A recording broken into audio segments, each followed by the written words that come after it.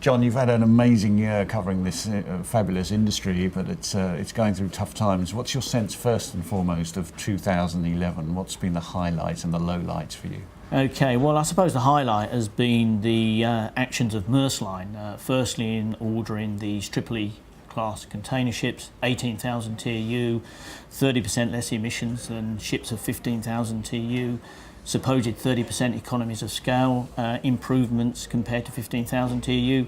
Of course, if Maersk can fill those ships, no good running an 18,000 TEU ship at just 60% utilisation, because then the cost parameters are that much greater. Then we saw Maersk really sort of come out and offer daily service between a selection of ports in China and Asia. That, I believe, will lead others to start looking at guaranteed transit times and service levels as well. So I suppose they've been the highlights, the fact that there are companies out there trying to take the container industry to an entirely new level. The lowlights, well, there's been many of those as well, I'm afraid to say. A rush of new capacity coming in at a time when the demand has started to soften. And so looking back at the year, it seemed to start off with reasonable firmness. We then went through a weak middle period, and now we're in a very soft period, including that's covered the peak season.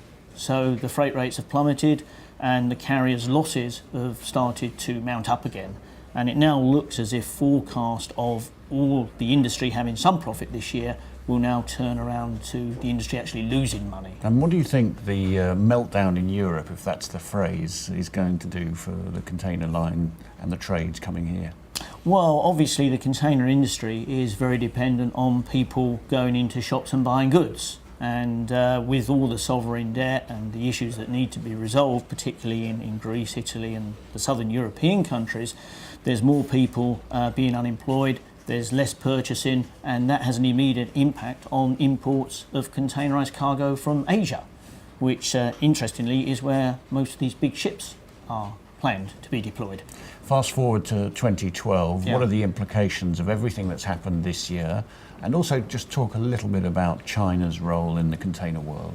Okay, I think 2012 is going to start to be a very difficult period for the container industry again. I don't see any immediate end to this oversupply of capacity. Yes, I think more ships will be laid up. We're looking at the moment of about 250,000 TEU. I think that will go towards 700,000 TEU.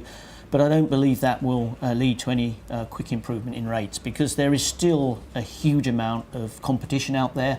There's still a drive by the ocean carriers to maintain or even steal a bit of market share. So that will be very difficult.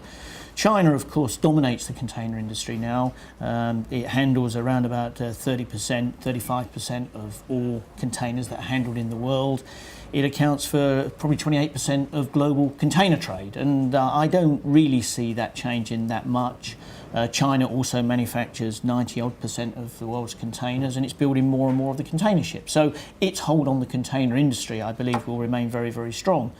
But with certain weaknesses in the supply chain out of China, with some services not having a particularly good schedule reliability, with the cost in China increasing as well, particularly in the coastal fringes, I think there'll be a little bit more multinational companies looking at moving into Vietnam, India, and perhaps even near sourcing closer to Europe. You and your team on Containerisation International have clearly got plenty to write about for 2012, so good luck with that, John. Thank you very much indeed. Thank you. Cheers.